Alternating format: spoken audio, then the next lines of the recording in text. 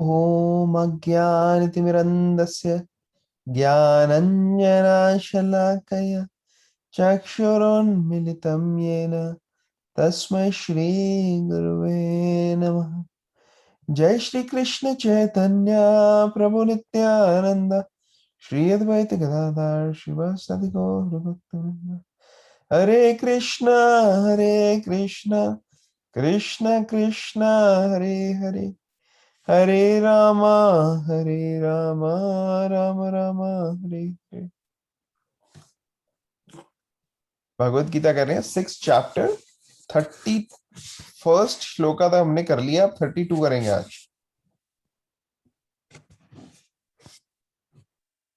आत्मौपमेयेन सर्वत्र आत्मौपमेयेन सर्वत्र समं पश्यति यो अर्जुन समं पश्यति यो अर्जुन सुखं वा यदि वा दुःखं सुखं वा यदि वा दुःखं स योगी परमो मतः।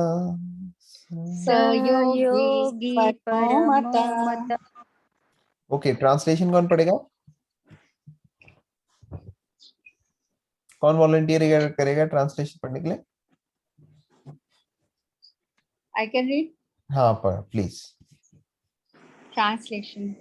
He is a perfect yogi who by comparison to his own self sees the true equality of all beings in both their happiness and their distress, O Arjuna. Purport. Okay, तो पॉपर पढ़ेंगे फिर discuss करेंगे। हाँ please continue. Okay. Purport. One who is Krishna conscious is a perfect yogi. He is aware of anyone's happiness and distress by dint of his own personal experience. The cause of distress of a living entity is forgetfulness of his relationship with God. Okay, And the cause of तो यहाँ पे बहुत ही important point बोल दी गई है। क्या बताया गया है? ट्रांसलेशन में बोल रहे हैं कि एक परफेक्ट योगी कौन होता है उसके बारे में बता रहे हैं। A perfect Yogi who by comparison of his own self sees the true equality of all beings in both their happiness and their distress।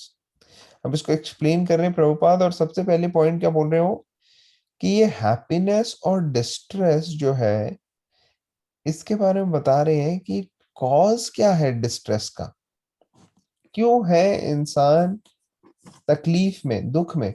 और सबसे इंपॉर्टेंट कारण उसका ये है कि हम भगवान से अपना संबंध जो है ना वो भूल गए, क्योंकि we are forgetful of our relationship with God. ये बहुत ज्यादा बड़ा रीजन है हमारे डिस्ट्रेस का।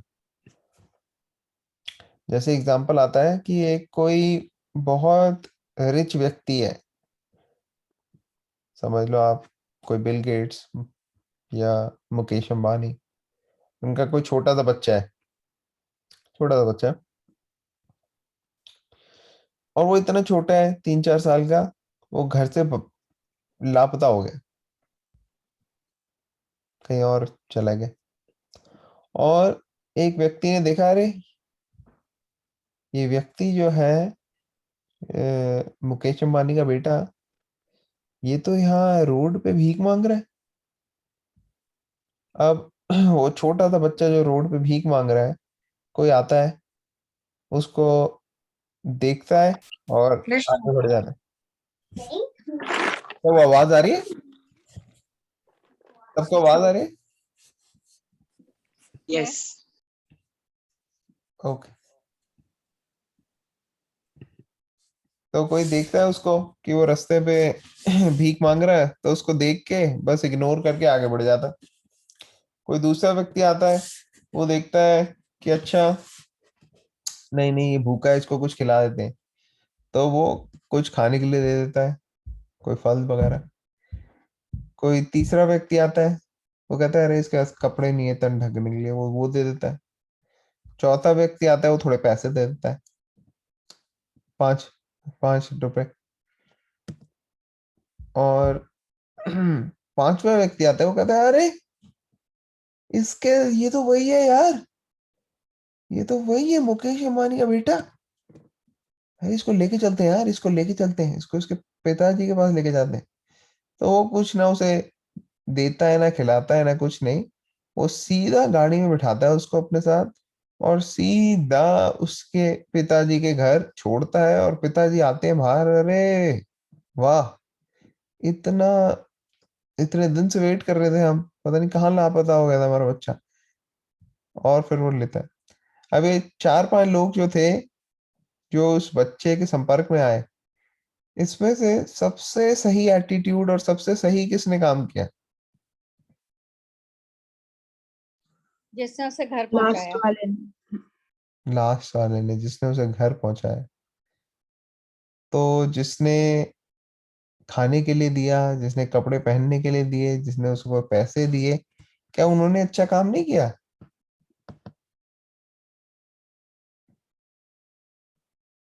किया है प्रभु जी उन्होंने भी, बट उतना अच्छा नहीं किया जितना जिसने पहुंचाया उसने किया। जिसने पहुंचाया उसने ना कोई खाना दिया, ना कोई पीना दिया, ना कोई उसने, उसके पास था नहीं कुछ कार में, उसने कहा पहले तो इसको लेके जाऊंगा मैं वहां पे, उसने टाइम ही वेस्ट किया। तो हम देखते हैं कि अभी भी उसने कुछ नहीं किया ऐसा जो देने का हो, लेकिन उसने सबसे बड़ी चीज दे दी उस बच्चे को, वो है अपने पिता से मिला दिया। और अब पिता सब कुछ ध्यान रखेंगे, वो सब कुछ करेंगे उसके लिए, है कि नहीं? समझ में आ रहा है? यस। यस। तो हमारी जो डिस्ट्रेस, हमारी जो तकलीफ का कारण है, वो भी यही है कि हम भगवान से बिछड़ गए हैं। जैसे वो बच्चा है, उसके तकलीफ का कारण यही था कि वो अपने माता पिता के घर से अलग हो गया था, और उसको उसके घर तक छोड़ के आना, वो सबसे बड़ा उसके लिए बेनिफिट था। इसी तरीके से हमारे लिए सबसे ज्यादा बेनिफिशियल क्या है कि हम भूल चुके हैं अपना रिलेशनशिप भगवान से। भगवान से हमारे को कनेक्ट होना, वो सबसे बड़ा है। अगर हम वहां तक चले जाएं तो सबसे बढ़िया। और बाकी लोगों का भी यही है, अगर आप बाकी लोगों की सेवा करना चाहते हो और आप सिर्फ उसको कोई पैसे दे के या कोई खाना दे के या कोई कपड़े दे के सोचते हो कि आपने बहुत कोई तीर मार लिया है, तो आपको ये समझना पड़ेगा कि अब तक उसको आप लेके नहीं जाओगे और भगवान से नहीं कनेक्ट कराओगे, तब तक एक्चुअली आपकी जो सेवा है ना, वो नेग्लिजिबल है। खाया, खाने के लिए आपने दिया ठीक है, 2-3 घंटे फिर भूख लग जाएगी। कपड़े आपने दिए ठीक है, जब तक ठीक है, चल रहे हैं, 1-2 दिन बाद जब फट जाएंगे, खराब हो जाएंगे, तो फिर वो यूजलेस। आपने कुछ पैसे दिए, वो पैसे तो कोई उससे छीन के भी ले जा सकता है, और या फिर उस पैसे का गलत इस्तेमाल भी हो सकता है, कोई शराब, अल्कोहल, ड्रिंक, स्मोकिंग, ये सब चीजों में लगा सकते हैं, ड्रग्स में। तो वो उनके लिए और नुकसानदेह भी हो सकता है। तो कैसे उसको इस्तेमाल करेंगे पता नहीं, लेकिन अगर आप भगवान से उनको कनेक्ट कराओ तो बहुत ही अच्छा है। और डिवोटीज क्या करते हैं, वो दोनों चीजें कर लेते हैं, वो उनको प्रसादम भी दे देते हैं और भगवान से भी मिला देते हैं।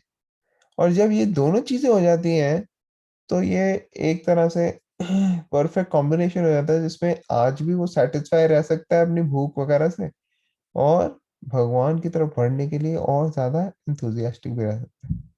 तो ये फॉरगेटफुलनेस से हमें बच बाहर निकलना है, ये प्रोसेस है। ओके। तो यहाँ पे पढ़ा, the cause of distress of living entities forgetfulness of the relationship with God. अब आगे बढ़ते हैं, आप कंटिन्यू करोगे हम? Okay.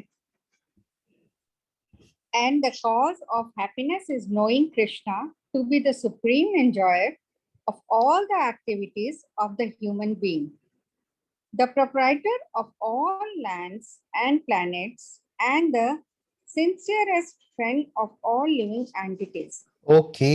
The- तो हमने डिस्ट्रेस का कॉज देख लिया कि डिस्ट्रेस का क्या कारण है।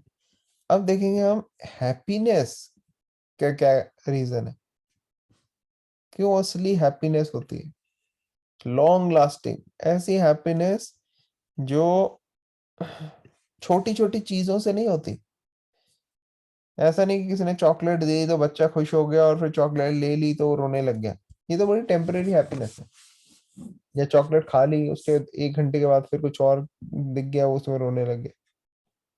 हमारी भी तो ऐसी हैप्पीनेस होती है कि अच्छा, ओ आज हम क्लास में बहुत अच्छे नंबर लेके आए, चलो हैप्पीनेस। कल फेल हो गए, ओहो डिस्ट्रेस। परसों नौकरी नहीं लगी, डिस्ट्रेस। उसके बाद नौकरी लग गई, हैप्पीनेस। कितने दिन की हैप्पीनेस? 2-4 दिन की। उसके बाद बॉस के डंडे। तो ये हैप्पीनेस जो है ये टेम्परेरी है, ये लॉन्ग लास्टिंग नहीं है। और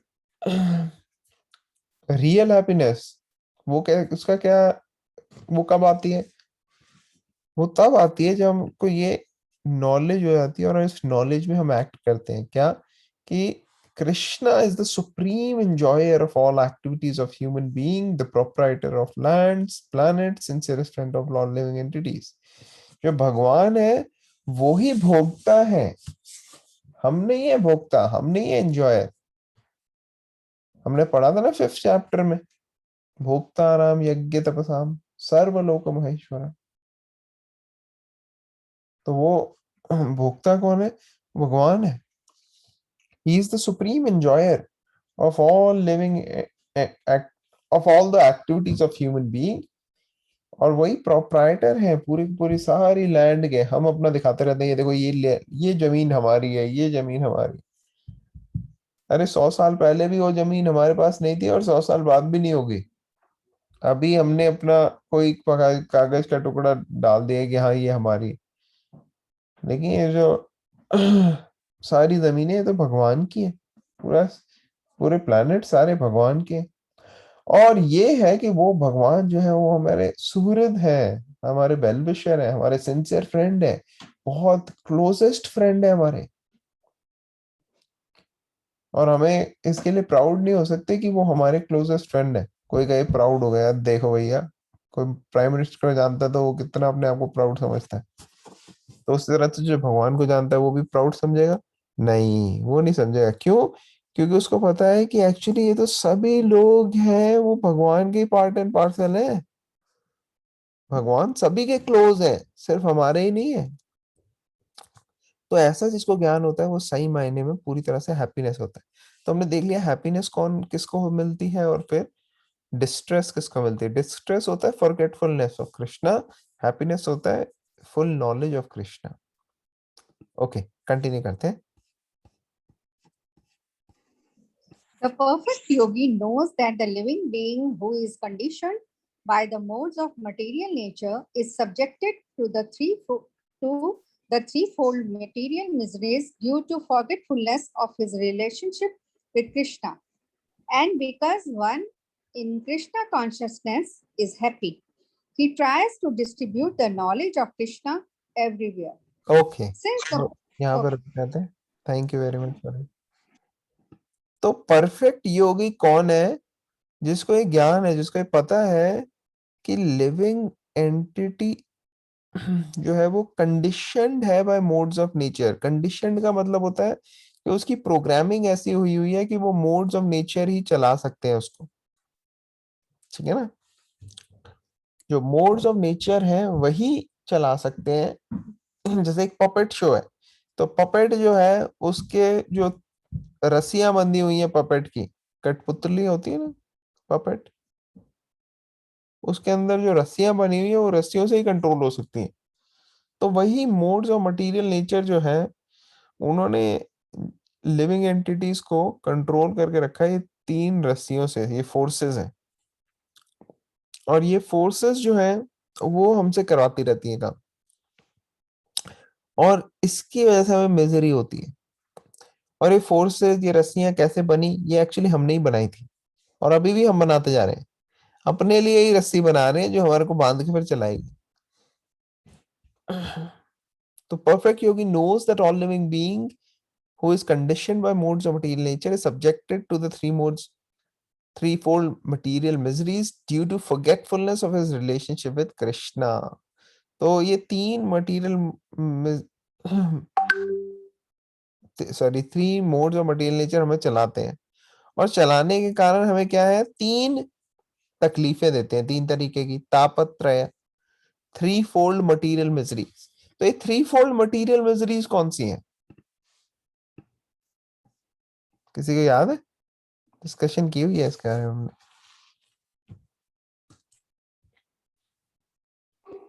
प्रभु जी आदि भौतिक, आदि दैविक, ये वाली। या वही वाली, आदि भौतिक, आदि दैविक, आध्यात्मिक। आध्यात्मिक, वेरी नाइस। तो 3 फोल्ड मटेरियल मिजरीज तकलीफें होती हैं, ये क्यों होती है? Forgetfulness of the relationship of Krishna, Krishna के साथ रिलेशनशिप हमारा चला गया। And because one in Krishna consciousness is happy, he tries to distribute the knowledge of Krishna everywhere. और जब हमारे को भगवान से कनेक्शन बन जाता है और हम उस कनेक्शन के अंदर एक्ट करते हैं, हम कृष्णा कॉन्शियसनेस में होते हैं, तो उससे पूर्ण सेटिस्फेक्शन और हैप्पीनेस मिल जाती है हमें। और जब हम हैप्पी होते हैं तो बाकियों को भी शेयर करने की कोशिश करते हैं, हम कह रहे हम तो खुश हैं, बाकियों को भी खुशी मिलनी चाहिए। तो he tries to distribute the knowledge of Krishna everywhere. हम तो अपने सुप्रीम फादर के साथ कनेक्ट हो गए, बाकी भी कनेक्ट हो, ऐसे। ठीक है ना? ओके। और कोई वॉलंटियर करेगा पढ़ने के लिए?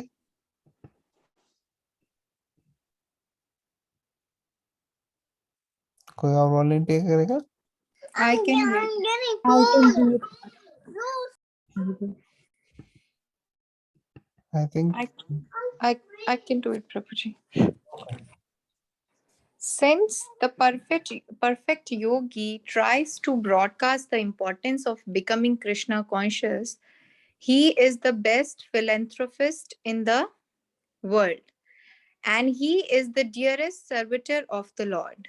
ओके, यहाँ पर रुकते हैं।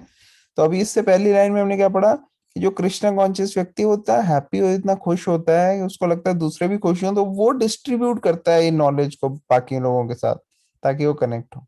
ठीक है। अब ये पहले नॉर्मल जो फिलेंथ्रोपिस्ट होते हैं वो खाना डिस्ट्रीब्यूट करते हैं, पैसे डिस्ट्रीब्यूट करते हैं, कपड़े डिस्ट्रीब्यूट करते हैं, लेकिन ये व्यक्ति क्या डिस्ट्रीब्यूट कर रहा है? ये कृष्णा की नॉलेज और ट्रेनिंग डिस्ट्रीब्यूट कर रहा है। तो ये परफेक्ट योगी है। यहाँ लिखा है perfect yogi tries to broadcast the importance of becoming Krishna conscious. तो ये भी डिस्ट्रीब्यूट कर रहा है, वो भी डिस्ट्रीब्यूट कर रहे हैं, लेकिन ये जो डिस्ट्रीब्यूट कर रहा है वो हाईएस्ट है, इसलिए इसको बेस्ट फिलैंथ्रोपिस्ट कहा गया। फिलैंथ्रोपी तो बड़ी सारी लोग करते हैं ना, लेकिन सबसे बढ़िया फिलैंथ्रोपिस्ट ये है, और इसलिए वो भगवान को बहुत ज्यादा प्रिय है। भगवान ऐसे बोलते हैं 18वें चैप्टर के ये 69 श्लोक जो ये दिया हुआ है ना, इसी में भगवान बोलते हैं 18वें चैप्टर में। कौन पढ़ेगा ये ट्रांसलेशन? कोई पढ़ सकता है? माता ये आप ही पढ़ो। Yes, I can read. हाँ भावे, आप पढ़ो।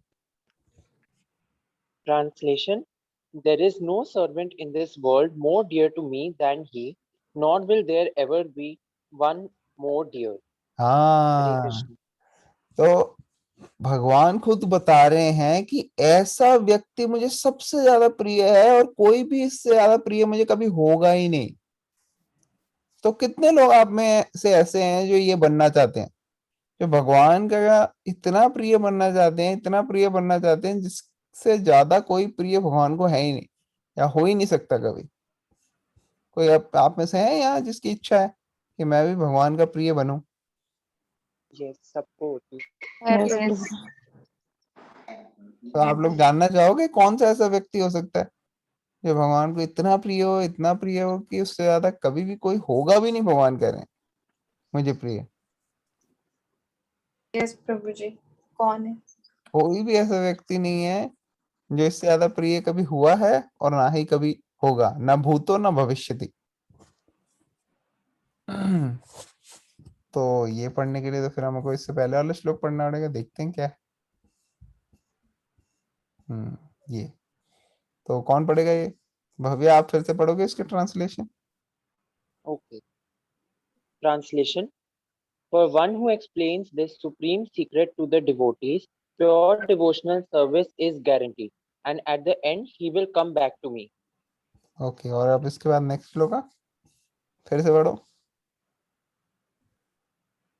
Purport or translation? नहीं नहीं, ये वाला ट्रांसलेशन, इसमें पॉपट नहीं है, ये दूसरा पेज कर दिया ना मैंने। हाँ जी।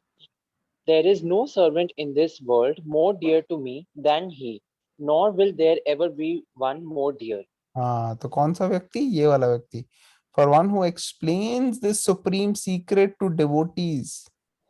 कौन सा सुप्रीम सीक्रेट? ये भगवत गीता का। भगवत गीता की जो पूरी नॉलेज है, ये एक सीक्रेट है, क्योंकि ये समझ में नहीं आती।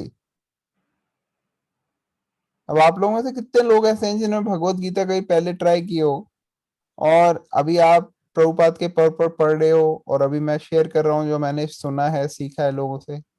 तो अभी आपको डिफरेंस लग रहा है थोड़ा, पहले जो आप भगवत गीता पढ़ते थे या नहीं पढ़ते थे, और अभी आप पढ़ रहे हो, लग रहा है अभी कि थोड़ा सा समझ में आना ज्यादा अच्छे से शुरू हुआ है? किस किस को ऐसा लगता है कि थोड़ा अभी भगवत गीता समझ में आने लग रही है? हाँ जी, मेरे को लगता है। यस। Yes. यस प्रभु जी, थोड़ा सा समझ आने लगा है।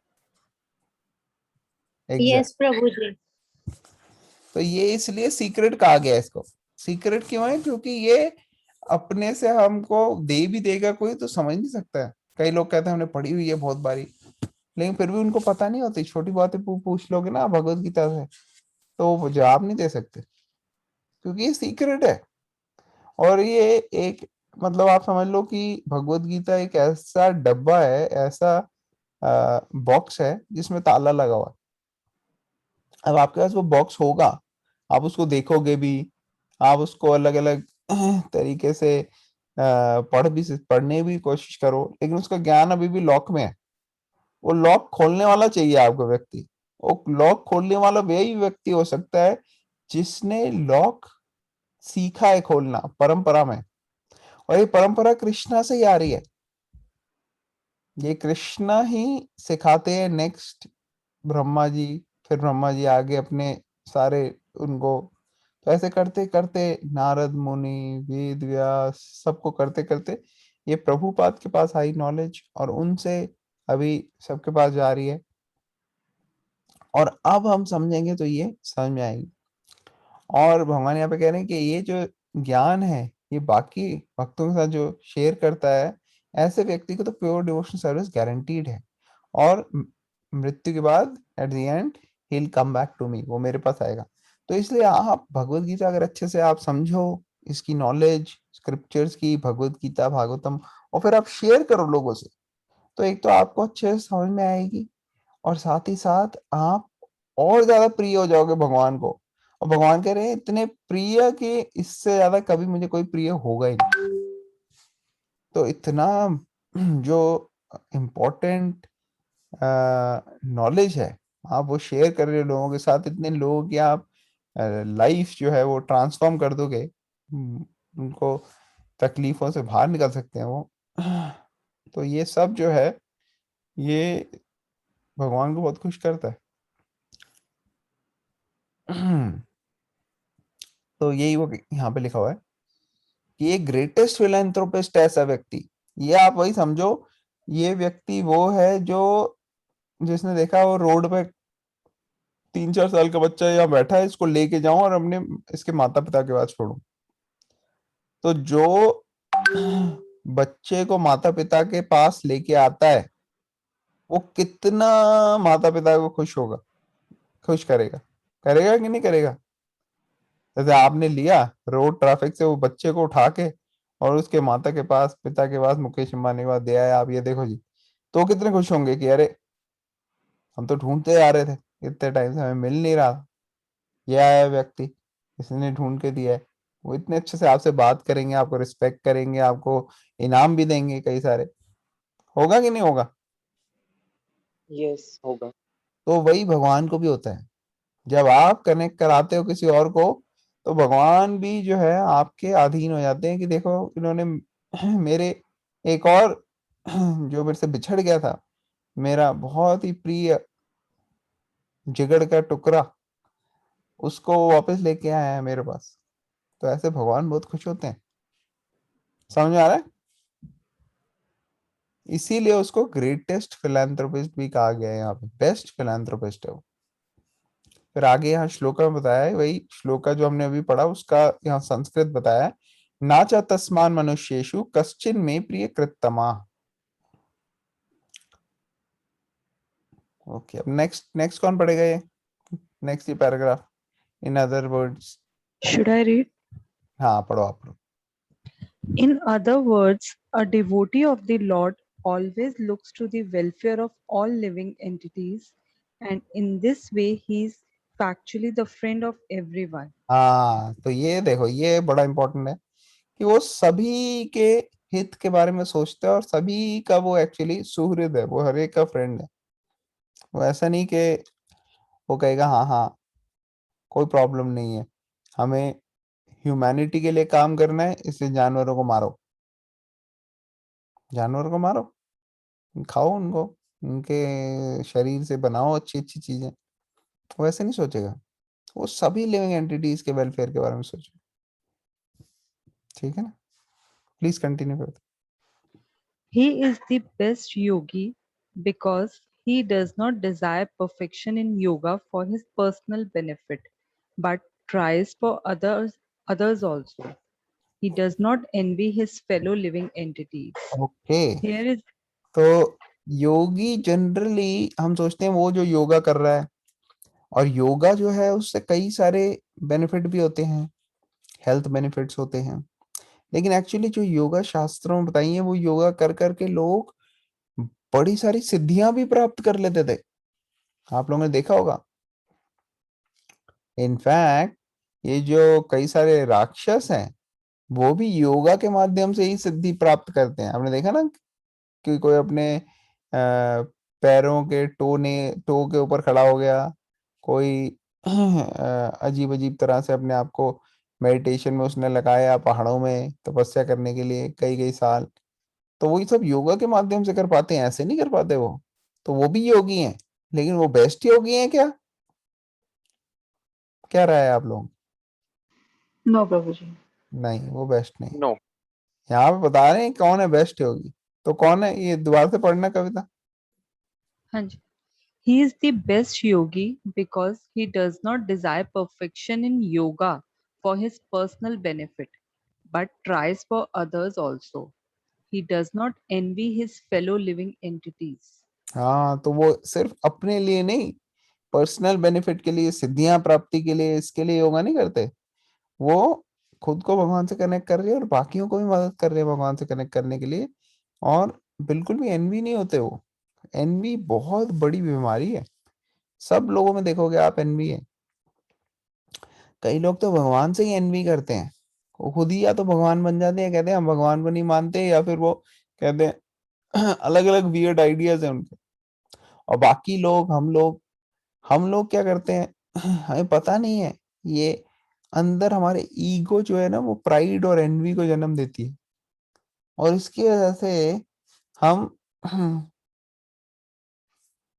मुश्किल हो जाता है हमारे लिए बाकियों को क्या कहते हैं अपने से आगे बढ़ते हुए देखना।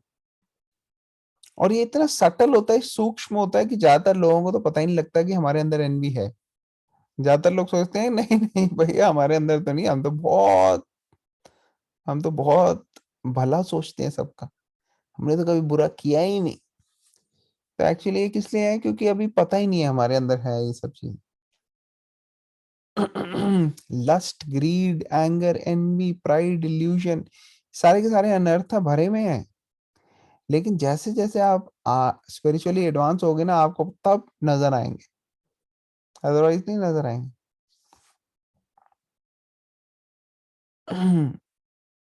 तो जो एडवांस्ड है स्पिरिचुअली वो कभी एनवियस नहीं होता। जैसे मान लो आप स्टूडेंट्स हो और आपका एक बहुत अच्छा फ्रेंड है, दोनों आप पढ़ाई कर रहे हो, आप बड़े खुश, अरे मेरे 90 नंबर आए हैं 100 में से, और फिर आप सुनते हो दूसरे बोलते तेरे कितने आए, वो कहता है मेरे तो 99 आए हैं, तो आपको कैसा लगेगा, आपका बेस्ट फ्रेंड है, तो ये फीलिंग क्यों है? इसलिए है क्योंकि हमारे अंदर एनवी है। ओके, कंटिन्यू करोगे आप कविता? हाँ जी. Here is a contrast between a pure devotee of the Lord and a yogi interested only in his personal elevation. The yogi who has withdrawn to a secluded place in order to meditate perfectly may not be as perfect as a devotee who is trying his best to turn every man toward Krishna consciousness. Hare Krishna. हरे कृष्णा। तो ये देखो, ये बहुत important है। कई बार हम देते हैं बड़े सारे योगी, बड़े सारे साधु, वो जाते हैं हिमालय पे, ऋषिकेश में, और वहां पे तपस्या करते हैं, योगा योगिक माध्यम से ऐसे तपस्या करते हैं, बहुत ही इंटेंस तपस्या करते हैं। कई तो आप इमेजिन नहीं कर सकते कितनी तपस्या करते हैं। लेकिन उनका गोल क्या होता है? उनका गोल होता है खुद सिद्धियां लेनी है उनको, खुद अलग अलग तरह की उनको मिस्टिक पावर्स लेनी है। और वही जो एक परफेक्ट डिवोटी है, जैसे हम एग्जांपल लेते हैं प्रभुपाद का, जिन्होंने ये इस्कॉन की स्थापना करी, वो 70 साल की उम्र में 69 ईयर्स थे, ओल्ड थे वो, 69 साल में उन्होंने डिसाइड किया कि अभी हम जाना है, और उसके लिए बहुत प्रयास किया, और फाइनली 69 साल की उम्र में उनको एक टिकट मिली जाने की। अब इस एज में वो वृंदावन में आराम से बैठे हुए थे। उससे पहले वो वहीं पे रह सकते थे, किसी होली प्लेस में बैठ के अपना व्यतीत करते, भगवान को याद करते, राधे राधे, खत्म। लेकिन उन्होंने क्या चूज किया? उन्होंने चूज किया अपने गुरु की सेवा और भगवान की सेवा उस तरीके से करनी है जैसे गुरु महाराज का आदेश है। और इतने सारे लोग जो तड़प रहे हैं, उनको इस स्थिति से बाहर निकलने के लिए एक उपाय देना है। तो उसके लिए उन्होंने जर्नी की कि वो विदेश गए। वहां पे इतनी तपस्या, बहुत ज्यादा तपस्या, ऐसे जो हिमालय के योगी बैठ के तपस्या करते हैं उससे भी ज्यादा तपस्या थी। जब वो गए अमेरिका, रहने के लिए घर नहीं, खाने के लिए कोई चीज नहीं, पहनने के लिए जो कपड़े थे वो लिमिटेड थे, क्योंकि वो इंडिया से आए थे वो, और इंडिया में इतनी बर्फ कभी होती ही नहीं है जितनी वहां पे होती है। तो he did not even know what to expect.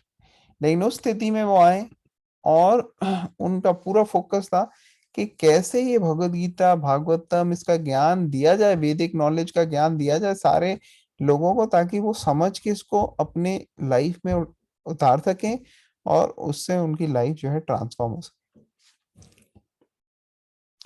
तो ये किया उन्होंने। Here is a contrast between a pure devotee of the Lord and the yogi interested in personal elevation. तो पर्सनल एलिवेशन और भगवान की भक्ति में फर्क होता है। Yogi who has withdrawn to a secluded place in order to meditate perfectly may not be as perfect as devotee who is trying his best to turn every man towards Krishna consciousness. तो ये classic example है दोनों के बीच। और भगवान कहीं पे भी ये नहीं कह रहे जो टॉप मोस्ट योगी है वो इस पोस्चर में योगा करता है, या उस पोस्चर में योगा करता है, या वो 10,000 साल तक योगा करता, नहीं, ऐसे कुछ भी नहीं बोल रहे हो। उनकी यहाँ पे पॉइंट्स देखो, कितने अमेजिंग पॉइंट्स बताए हैं भगवान ने कि कौन है परफेक्ट योगी। और एंड में भगवान ये भी बताते हैं कौन सबसे ज्यादा प्रिय मुझे है, जिसके बारे में भी हमने श्लोक पढ़ लिए। तो ये पॉइंट्स जो है ये हमारे को इन श्लोकों से पता लग सकते हैं। तो हालांकि 6 चैप्टर जो है ध्यान में होगा, लेकिन ये सारी चीजें एक्चुअली भक्ति के लिए बड़ी एप्लीकेबल है, इसलिए हम इसको भक्ति पर्सपेक्टिव से भी डिस्कस कर रहे हैं। ऑल राइट, तो अब हम स्टॉप करते हैं। किसी का कोई क्वेश्चन, कमेंट, कोई पॉइंट, कोई रियलाइजेशन शेयर करना चाहेगा कोई?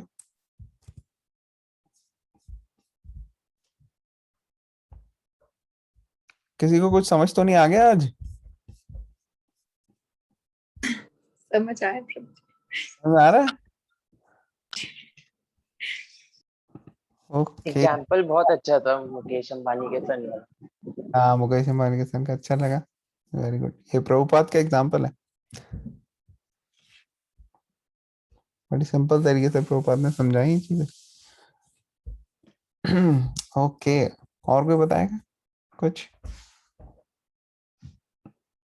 और किसको क्या क्या अच्छा लगा आज के सेक्शंस में जो हमने रीड किया? कोई और चीज किसी को अच्छी लगी हो?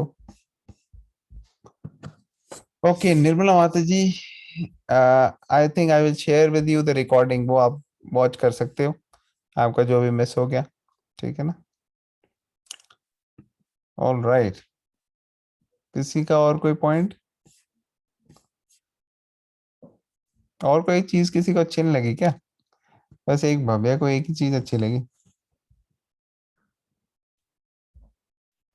एग्जाम्पल में जैसे वो हैप्पीनेस और स्ट्रेस वाला बताया था, मैं उसी की बात कर रहा था, वो काफी अच्छे से एग्जाम्पल के थ्रू इलैबोरेट हुआ था।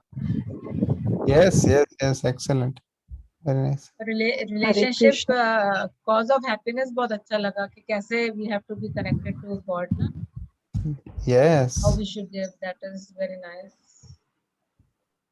Yeah, so thank you. I didn't listen for like 5-10 minutes because we have a rain and Wi-Fi problem, but I was able to listen rest of it. Thank you, Hare Krishna. Thank you माता जी, हरे कृष्ण।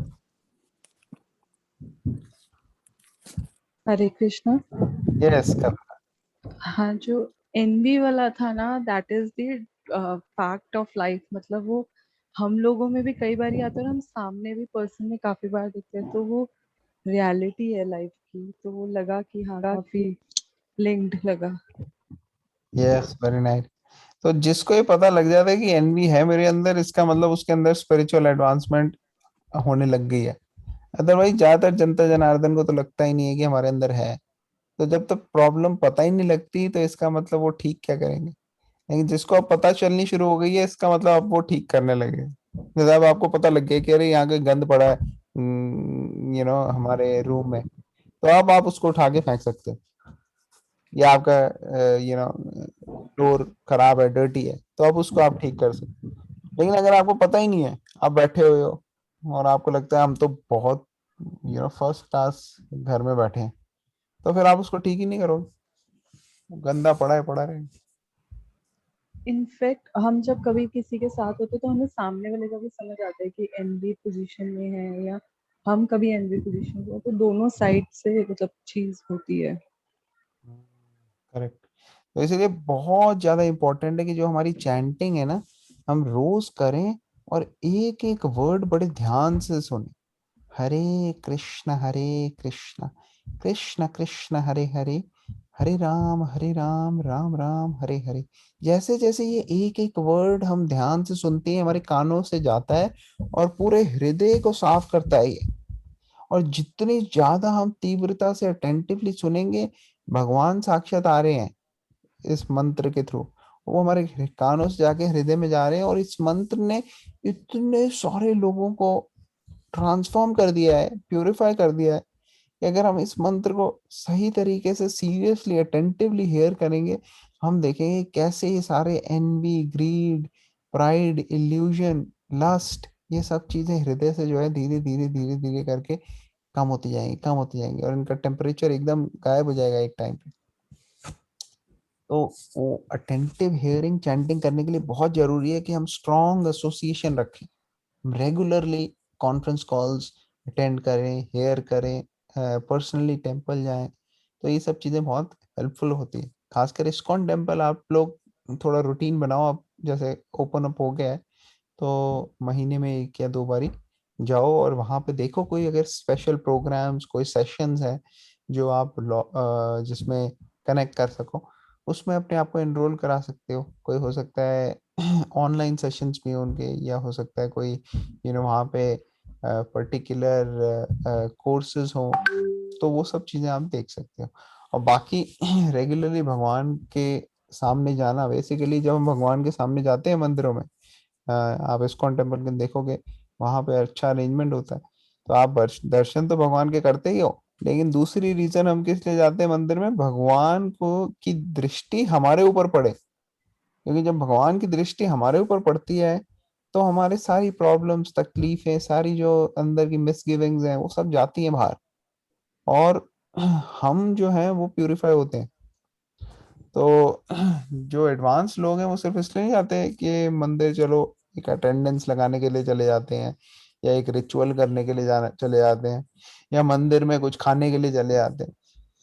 वो तो चलो चीजें जो है, लेकिन वो इसलिए जाते हैं ताकि भगवान की दृष्टि हमारे ऊपर पड़े और हमारे आईज जो है उनसे हम भगवान को सेवा में लगे। कोई भी सेवा करें हम मंदिर जाके, भगवान को देखना भी एक सेवा है, भगवान का दर्शन करना।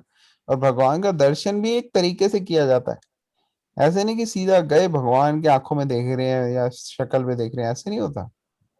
हम सबसे पहले प्रणाम करते हैं भगवान को, ओबेसेंसेस करते हैं, और फिर स्टार्ट करते हैं चरणों से। सबसे पहले भगवान के चरण देखते हैं, फिर धीरे धीरे ऊपर जाते हैं। आपने पहले पैर देखे, फिर आप उनके चरणों को, लेग्स को देखोगे, फिर लेग्स के बाद बेली, स्टमक, फिर उसके बाद भगवान की चेस्ट देखोगे आप, गले, भगवान की सुंदर बांसुरी कृष्णा की, वो देखोगे। और फिर भगवान के लिम्स देखोगे आप, हैंड्स देखोगे, और फिर शोल्डर, नेक और फेस, और फेस में ब्यूटीफुल स्माइल। तो ये सब देखने ऐसे जाते हैं, और फिर फोकस करते हैं भगवान के चरणों पे। कई बार अनर्था हमारे जब बहुत ज्यादा स्ट्रांग होते हैं, उनको जानने के लिए कहते हैं भगवान के आईब्रोज में फोकस करो। आईब्रोज ऐसे लिखा है, जब आईब्रोज में देखोगे भगवान के, तो उससे हमारे हृदय जो है वो भी शुद्ध होगा और ट्रांसफॉर्म होगा। तो ये हर चीज का एक सिस्टम होता है, वो सब की ट्रेनिंग हमारे को जरूरी है। शास्त्रों के थ्रू अगर हमारे को ट्रेनिंग होगी तो हमारी लाइफ जो है वो टोटली ट्रांसफॉर्म होगी। ऑल राइट, तो अब हम यहाँ पे स्टॉप करते हैं। और कोई कुछ बोलना चाहेगा? प्रभु जी एक क्वेश्चन पूछना था मुझे। हाँ बताइए बताइए। तो प्रभु जी जैसे सुना है मैंने, कहते हैं कि हमें दूसरों में वही कमियां दिखाई देती हैं जो हमारे अंदर होती हैं। तो प्रभु ठीक जी सुना। जैसे अगर किसी में अच्छाई होती है और हमें दिखे, तो उसका मतलब वो अच्छाई भी होती है हमारे अंदर।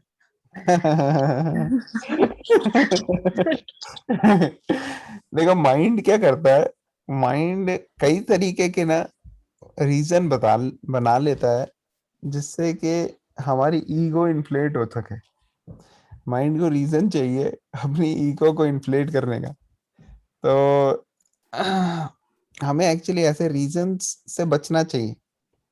जब ऐसे रीजंस आते हैं ना कि वो कहते हैं अरे बुराई सामने वाले के अंदर हमें दिख रही है, चलो वो बुराई तो हमारे अंदर है बट वो तो सेकेंडरी बात है, लेकिन मुझे तो अच्छाई भी दिख रही है थोड़ी, इसका मतलब वो अच्छाई मेरे अंदर है। Yes, that's the thing. ये मेन पॉइंट था, अच्छाई मेरे अंदर है। एक्चुअली हमें समझना चाहिए कि humility means we are so focused on God and Krishna and devotees and our seva, हमारी साधना, इसमें इतने फोकस्ड होते हैं हम कि अपने आप को सेंटर बनाने में हमें कोई इंटरेस्ट नहीं होता, हमारे पास टाइम ही नहीं है। वो है असली ह्यूमिलिटी, कि फोकस इतना भगवान की सेवा है कि अपने आप को सेंटर बनाने में टाइम। तो जब हमारे अंदर ह्यूमिलिटी होती है ना, तो ऑटोमेटिकली हमारे को बाकी लोगों की पॉजिटिव चीजें दिखेंगी, और नेगेटिव जब चीजें दिखती हैं किसी की और उसको हम नजरअंदाज कर देते हैं और पॉजिटिव पे फोकस करते हैं, तो इसका मतलब हमारी स्पिरिचुअल एडवांसमेंट शुरू हो गई है। और जैसे जैसे जैसे जैसे ही हम करते जाते हैं, एक्चुअली जब हम पॉजिटिव क्वालिटीज लोगों की देख के फोकस करते हैं ना, तो वो पॉजिटिव क्वालिटीज हमारे अंदर आनी शुरू हो जाती हैं। वो पॉजिटिव क्वालिटीज हमारे अंदर मिसिंग भी हो तो भी वो आनी शुरू हो जाती है धीरे धीरे, क्योंकि अब हम एसोसिएट कर रहे हैं पॉजिटिव क्वालिटीज से। अगर हम नेगेटिव पे फोकस करेंगे तो हम नेगेटिव क्वालिटीज से एसोसिएट कर रहे हैं, और जैसा भी एसोसिएशन हमारा होगा वैसा ही हमारे को मिलेगा।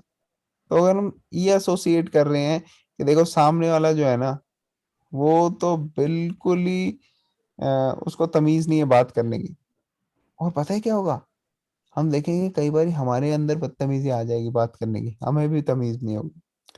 और वही अगर आप फोकस करोगे सामने वाले की पॉजिटिव क्वालिटीज में कि देखो ये मेरे अंदर तो ये क्वालिटी है नहीं, लेकिन देखो ये देखो कितने नपे तले तरीके से बात करते हैं, इतने अच्छे से पोलाइटली और रिस्पेक्टफुली बात करते हैं डिवोटी, तो फिर नेचुरली आप देखोगे आपके अंदर वो क्वालिटीज आने लग जाएंगी। तो ऐसे होता है। समझ में आ रही है माता जी? आगे प्रभु जी, थैंक यू। और दूसरी चीज क्या होती है, अगर मान लो किसी डिवोटी ने कोई अच्छी चीज करी और आप दिल से उनको रिस्पेक्ट करते हो, दिल से उनको ग्लोरीफाई करते हो, दिल से उनको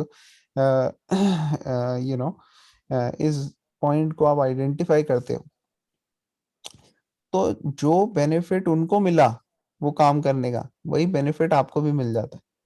जैसे मान लो किसी ने बहुत अच्छी सेवा करी जन्माष्टमी में, और आप बोलते हो कि देखो ये माता जी ने खुद अपने हाथ से बनाए, भगवान को भोग लगाए और लेके आई यहाँ पे इतने सारे भक्तों के को शेयर करने के लिए।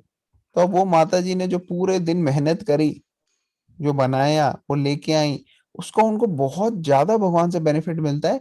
लेकिन क्योंकि आपने उसको सच्चे दिल से रिकॉग्नाइज करके शेयर किया और ग्लोरीफाई किया, और आपने भगवान और भक्तों के साथ शेयर किया, तो भगवान आपसे इतना खुश होते हैं कि आपको भी वही क्रेडिट दे देते हैं।